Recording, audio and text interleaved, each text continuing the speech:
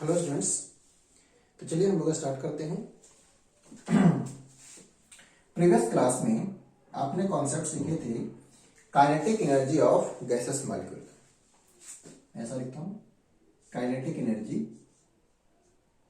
Is equal to 3/2 RT।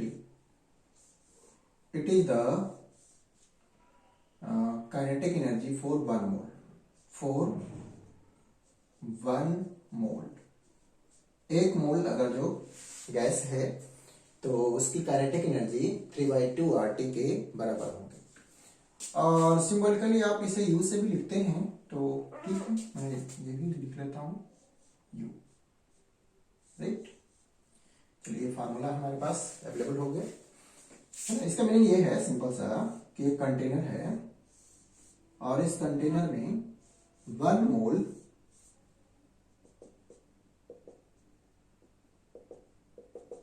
Gas है। 1 मोल, ठीक है, 1 मोल गैस है। तो 1 मोल गैस की जो टोटल काइनेटिक एनर्जी होगी वो 3/2 RT के बराबर होगी। ठीक है, चलिए काइनेटिक एनर्जी, इसका मतलब है, इसका रिलेशन किससे है? उसकी वेलोसिटी से। जितनी ज्यादा वेलोसिटी होगी उतनी ज्यादा काइनेटिक एनर्जी होगी। हम लोग एक टर्म आज और नया सीखने जा रहे हैं, वो है डिग्री ऑफ फ्रीडम। राइट, तो देखिए मैं यहीं पे स्टार्ट करता हूं, उसको ऐसे कर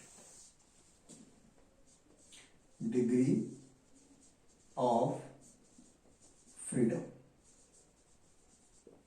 जैसा कि वर्ड से क्लियर है, फ्रीडम का मतलब इंडिपेंडेंटली मूव करना। तो यह हमारा एस्पेक्ट है कि जो गैसेस मॉलिक्यूल हैं, या सीधा से मैं सिर्फ मॉलिक्यूल की बात करूं तो मॉलिक्यूल इंडिपेंडेंटली कितने डिफरेंट तरीके से मूव कर सकते हैं, या कितने डिफरेंट तरीके से वो एनर्जी, बोले तो काइनेटिक एनर्जी प्रोसेस कर सकते हैं, रख सकते हैं। मैं बात करता हूं मोनोएटॉमिक हीलियम की। मोनोएटॉमिक हीलियम है ना, मोनोएटॉमिक, और एग्जांपल क्या लिखा हूं? हीलियम। देखिए इसके बारे में तो हम ये देखो बिल्कुल सोच सकते हैं कि हीलियम इंडिपेंडेंटली वो एक्स में मूव कर सकता है, यानी कि इनके एक्स कंपोनेंट होंगे, इनके वाई कंपोनेंट होंगे और इनके जेड कंपोनेंट होंगे। इसमें कोई डाउट नहीं है, वो इंडिपेंडेंटली एक्स वाई जेड तीनों में मूव कर सकता है। तो यहां मेरे से पूछा जाए कि इनकी जो काइनेटिक एनर्जी होंगे, है ना, देखो तो इस काइनेटिक एनर्जी को आपको मैकेनिक्स के तरीके से देना हो तो कैसे देंगे? सर क्यों नहीं दे सकते? इसकी जो काइनेटिक एनर्जी होंगी वो होंगी sum of half M V X का square plus half M V Y का square plus half M V Z का स्क्वायर। इसमें कौन सी नई बात है? तो हाँ ठीक है, आप सही बोल रहे हो, इसकी काइनेटिक एनर्जी ऐसे ही दे सकते हैं, दे सकते हैं ना। मैं बोल रहा हूं कि जो हीलियम है वो एक्स डायरेक्शन में वी एक्स से, वाई में वी वाई, और जेड में इसका जो कंपोनेंट है वो वी जेड है। तो बताइए इसकी काइनेटिक एनर्जी कितनी होगी? लो, कौन सी बड़ी बात है? एक्स डायरेक्शन के लिए इतनी काइनेटिक एनर्जी, वाई के लिए काइनेटिक एनर्जी, जेड के लिए काइनेटिक एनर्जी।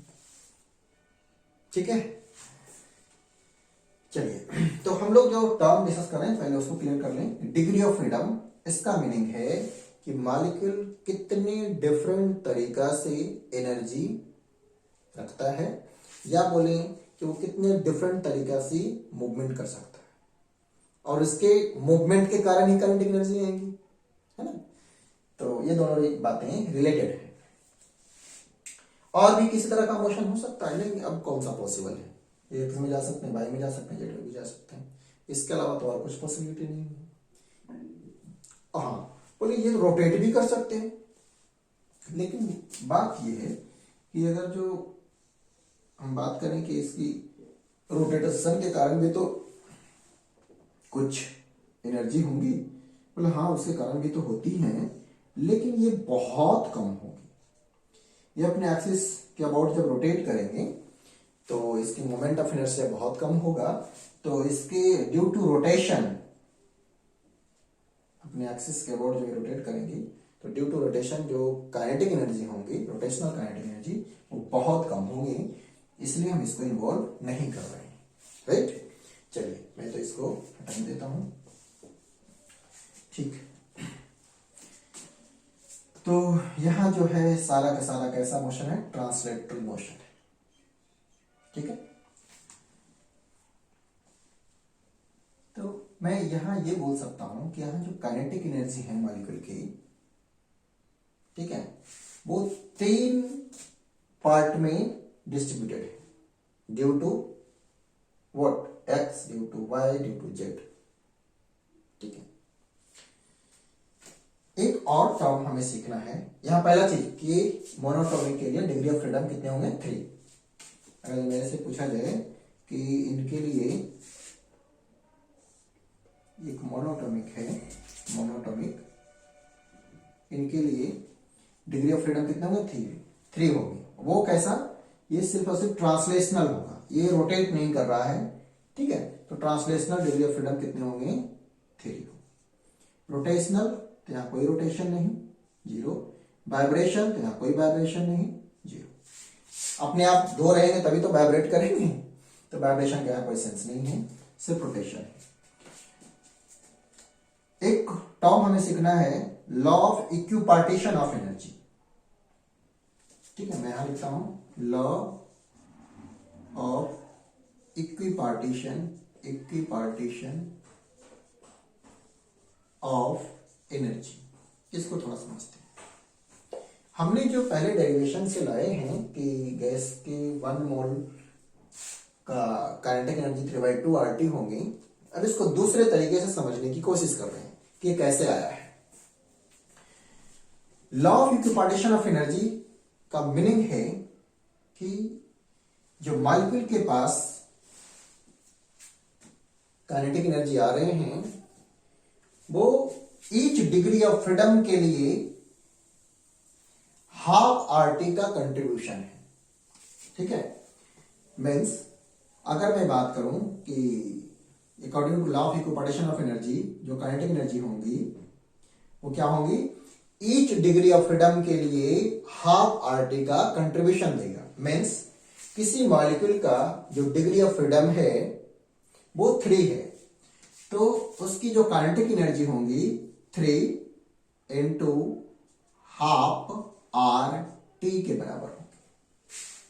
यहां मैं बोलूंगा कि डिग्री ऑफ फ्रीडम कितना है, तो आंसर होगा 3। ठीक है, क्योंकि यहां सिर्फ और सिर्फ जो डिग्री ऑफ फ्रीडम है वो ट्रांसलेशनल है, रोटेशन और वाइब्रेशन यहां इन्वॉल्व नहीं है। तो डिग्री ऑफ फ्रीडम कितना हो गया, 3। तो according to law of equipartition of energy जो इनकी काइनेटिक एनर्जी होंगी वो 3/2 RT के बराबर। Means each degree of freedom contribute, मैं ऐसे लिखता हूं थोड़ा, law of equipartition of energy क्या है, for each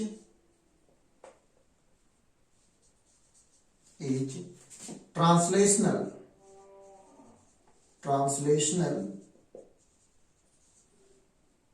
degree of freedom it contribute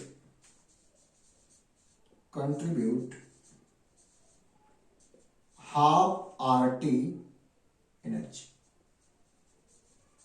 ठीक है, दूसरा for H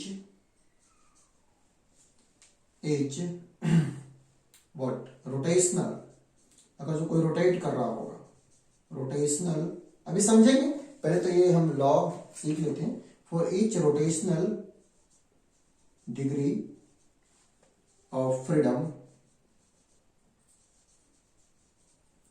it contributes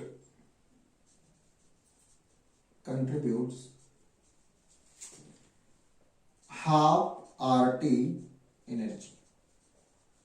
In the same manner, for each vibrational, ठीक है, जो कंट्रीब्यूशन होता है वो हो जाता है। देखो वाइब्रेशन में दो चीजें इन्वॉल्व होती है। वाइब्रेशन कब होगी? जब दो कोई मॉलिक्यूल है, दो मॉलिक्यूल, और वो कुछ स्प्रिंग इनके बीच जो बॉन्डिंग है, मैं ऐसा सोच रहा हूँ। तो वाइब्रेशन कब होगी? जब ये इस तरह से मूवमेंट करेंगे, ये ऐसे ऐसे, तब वाइब्रेशन होगी। एक में वाइब्रेशन नहीं होगी तो ट्रांसमिशन हो गया ना वाइब्रेशन।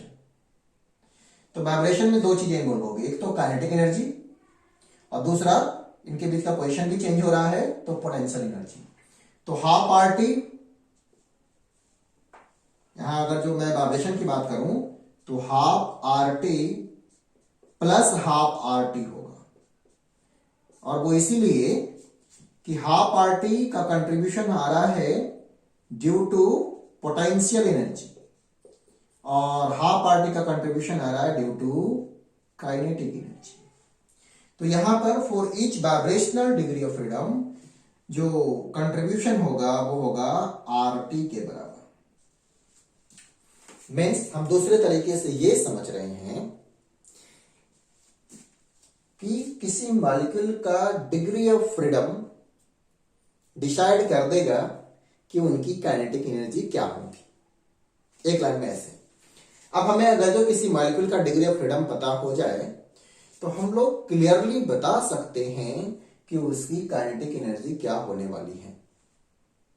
ठीक है, जैसे मैंने एक एग्जांपल लिया एक मोनोएटॉमिक गैस का, कि वो सिर्फ ट्रांसलेटरी डिग्री ऑफ फ्रीडम कर सकता है, मीन्स एक्स वाई और जेड में। तो यहां जो ट्रांसलेटरी डिग्री ऑफ फ्रीडम है वो है 3।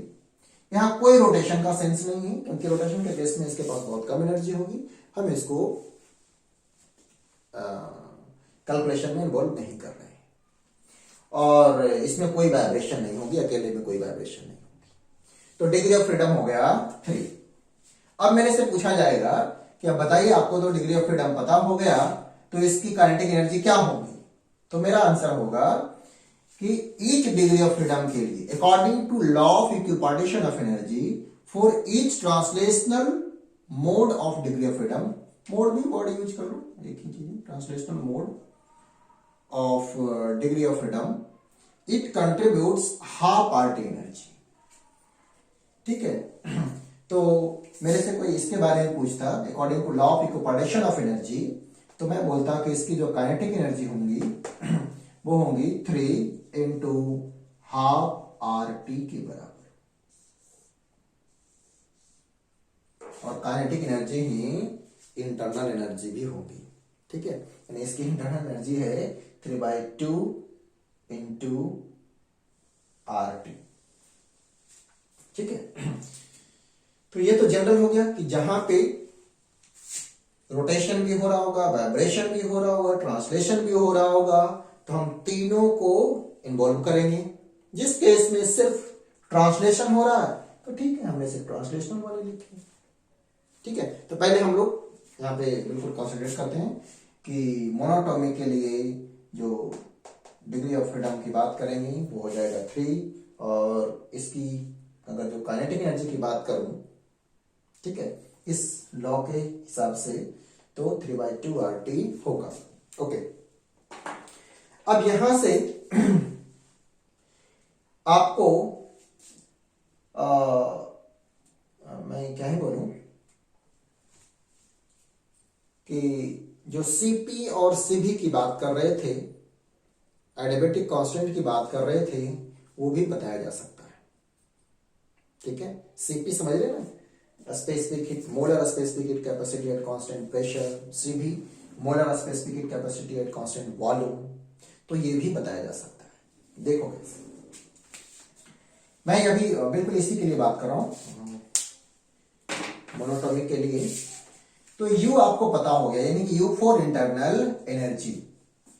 ठीक, और थोड़ा आपको रिमाइंड करा दूं प्रीवियस क्लास की, तो कुछ ऐसा सीखे थे कि अगर कांस्टेंट वॉल्यूम पे आप गैस को हीट एनर्जी सप्लाई कर रहे हैं तो जो आप हीट एनर्जी सप्लाई कर रहे हैं वो कहाँ यूज होगा?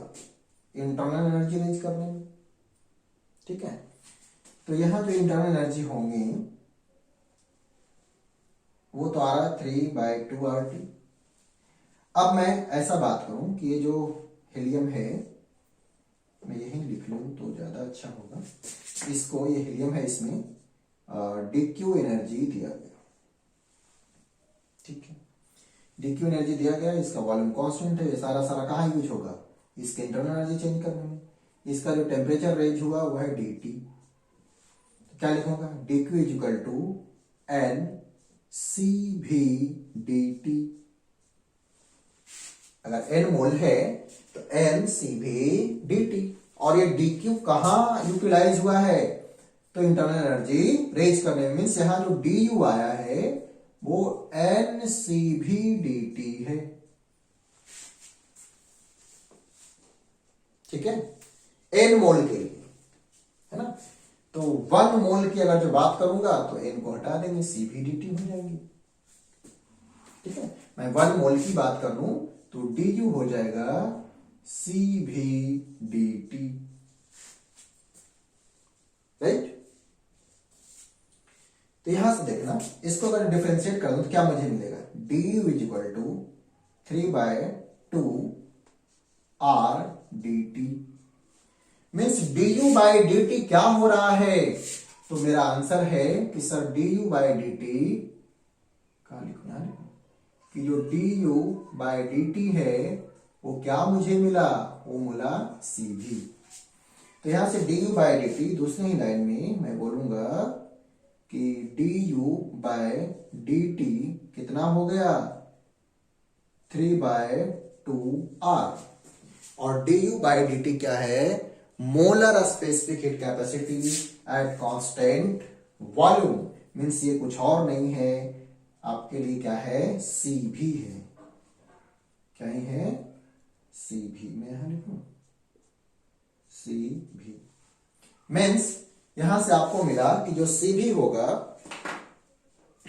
वो CV की वैल्यू कितने होंगे? CV वो आ गया मोनो के लिए 3/2R, law of equipartition of energy के अकॉर्डिंग, ठीक है, 3/2R। अगर आपको CV पता हो जाए तो CP भी बता सकते हैं, क्योंकि CP माइनस CV कितना होता था? R के बराबर। तो CP कितना हो जाएगा? CP हो जाएगा, बताओ, CV प्लस R, 3/2 यानी कि 5/2R। तो आपको ये सारी चीजें यहां से पता होगा, CV और CP। अगर CV और CP पता हो जाए तो आप बिल्कुल क्लियरली बता सकते हैं कि इसके एडियाबेटिक कांस्टेंट क्या होंगे? गामा, ये होता था CP/CV, CP/CV। तो आप गामा की वैल्यू बता सकते हैं। यहां CP/CV सोल्व करेंगे, CP हो गया 5 यानी कि 5/3, यानी मोनोटोमी के लिए CP/CV बताया जा सकता है और वो होगा 5/3। एक तो CP भी बताया जा सकता है, CV बताया जा सकता है, और इनका रेशियो को बोलते थे एडियाबेटिक कांस्टेंट, और वो 5/3 होगा। देखिए, आपको कोई कंफ्यूजन नहीं होनी चाहिए। एक तो हमने काइनेटिक एनर्जी पहले ड्राइव की, ठीक है। अब according to law of equipartition of energy, जो काइनेटिक एनर्जी है मॉलिक्यूल की, वो according to degree of freedom है। और डिग्री ऑफ फ्रीडम क्या है? कि कितने इंडिपेंडेंटली तरीके से वो मूव कर सकता है, एनर्जी रख सकता है। और उसके बिहाफ पे जब हमने सोल्व किया तो मुझे ये पता चला कि जो इसकी इंटरनल एनर्जी होंगी वो 3/2RT के बराबर होंगी। और इंटरनल एनर्जी का जो कॉन्सेप्ट है हमने प्रीवियसली भी डिस्कस किए थे कि कांस्टेंट वॉल्यूम पे अगर जो हीट एनर्जी सप्लाई किया जाएगा तो वो टोटल हीट एनर्जी इसके इंटरनल एनर्जी में कन्वर्ट हो जाएगी। और यहां से जो DQ है वो क्या ही है? DU के बराबर, चेंज इन इंटरनल एनर्जी, और वो NCV/DT। फॉर 1 मोल की बात करें तो सीवी dt, यानी कि du बाय dt क्या होगा, तो सीवी के बराबर specific capacity at constant volume. इसको डिफरेंशिएट किया तो यहां से du बाय dt मुझे मिला 3/2r। मीन्स मोनोएटॉमिक के लिए specific capacity at constant volume जो होगा वो 3/2r के बराबर होगा। मेयर फार्मूला यूज करो, Cp minus Cv equal to R, तो यहां से Cp मिल गया 5/2r। तो एडियाबेटिक कांस्टेंट गामा होता था Cp बाय Cv, तो यह आ गया 5/3। Means law of equipartition of energy के हेल्प से हम ये बता सकते हैं कि एडियाबेटिक कांस्टेंट क्या होगा, मोलर स्पेसिफिक कैपेसिटी क्या होगी eight constant volume, at constant pressure, ये सारी चीजें बता सकते हैं। ठीक है, तो आइए अब मैं सेम चीज को एक डायटोमिक के लिए करके दिखाता हूं ताकि आपको क्लैरिटी और आ जाए। देख, इसे ऐसे रहने देते हैं, ये जो रूल लिखा हुआ है, मैं इस साइड को रफ करता हूं। ठीक है,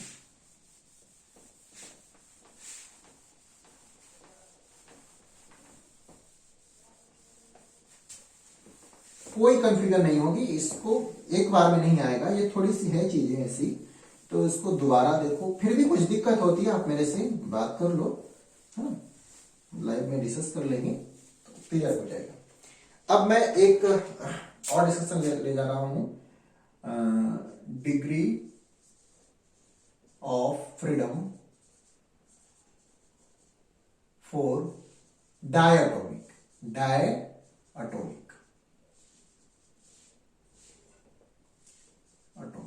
ठीक है, मैं डायटोमिक की बात कर रहा हूं। अब ध्यान से सीखना है इसे। अब आप ही गेस करके बताओ मुझे कि एक डायटोमिक मॉलिक्यूल है, डायटोमिक, उसकी डिग्री ऑफ फ्रीडम क्या होनी चाहिए। तो पहले हम ये देखेंगे कि वो इंडिपेंडेंटली किस किस तरीका का मोशन कर सकता है। थोड़ा यहां बना दूं, बोर्ड पूरा फिल हो जाता है, पूरा फुल हो जाता है जल्दी से। ये डायटोमिक है, O2 हो गया, N2 हो गया, सोचो O2 है, कोई बात नहीं, O2 डायटोमिक, यानी डंबल का शेप का। तो ये इंडिपेंडेंटली डायटोमिक है, तो इंडिपेंडेंटली ये एक्स में मूव कर सकते हैं, ये कोई टेंशन वाली बात नहीं है। अलोंग एक्स इनकी मूवमेंट हो सकती है, अलोंग बाई इनकी मूवमेंट हो सकती है, इसमें भी कुछ सोचने वाली बात नहीं। सोचो बाई में ऐसा बना दूं तो अलोंग बाई मूवमेंट हो सकती है, अलोंग जेड भी इनकी मूवमेंट हो सकती है। मैं कलर चेंज कर देता हूं, ये बाई है ना, अलोंग जेड, तो ये एक्स बाई जेड तीनों डायरेक्शन में एक तो ट्रांसलेटरी मोशन इंडिपेंडेंटली कर सकते हैं। ठीक है, ये सोचो, ये पूरी पूरी एक्स में जा सकते हैं, वाई में जा सकते हैं और जेड में जा सकते हैं। ठीक है, ये बिल्कुल फ्री है। एक्स ऐसा मोशन ट्रांसलेटरी, ऐसा ट्रांसलेटरी, और जेड में ट्रांसलेटरी, ये इंडिपेंडेंटली कर सकते हैं। और क्या कर सकते हैं, मीन्स मैं बोल सकता हूं, मैं काउंट करते चलता हूं कि इनके डिग्री ऑफ फ्रीडम क्या क्या होंगे। ये डायटोमिक है, ये डायटोमिक, तो एक तो मुझे मिल गया कि ट्रांसलेशनल जो डिग्री ऑफ फ्रीडम होंगे वो होंगे 3। क्या rotational degree of freedom possible है? हाँ पॉसिबल है। इस केस में हम थोड़ा काउंट कर सकते हैं रोटेशनल। कैसे? अब देखो, मैं एक्स वाई जेड बना दूं, थोड़ा अच्छा लगेगा। ठीक है ना, ये एक्स है, ये वाई है, ठीक है, और ये जेड है। यस, ये मॉलिक्यूल है, सोचो डायटोमिक है ना। यहाँ पर एक मॉलिक्यूल, ये एक एटम है, यहाँ पे ये ऐसे मूव कर सकता था, ऐसे कर सकता था, ऐसे कर सकता था। ये ट्रांसलेशन की बात हो गई। रोटेशन की बात कर रहा हूं, ये चाहे तो जेड के अबाउट रोटेट कर सकता है, लाइक दिस, ठीक है, और ये चाहे तो है ना वाई के अबाउट रोटेट कर सकता है, ऐसे। तो दो तरीका से इसका रोटेशन पॉसिबल है। सर इसके अबाउट नहीं कर सकता, ऐसे ऐसे ऐसे। तो इस केस में ना बहुत ही कम इनके काइनेटिक एनर्जी होंगे, रोटेशनल काइनेटिक एनर्जी, यानी मोमेंट ऑफ इनर्शिया कम होगा, तो इसको हम इन्वॉल्व नहीं कर रहे हैं।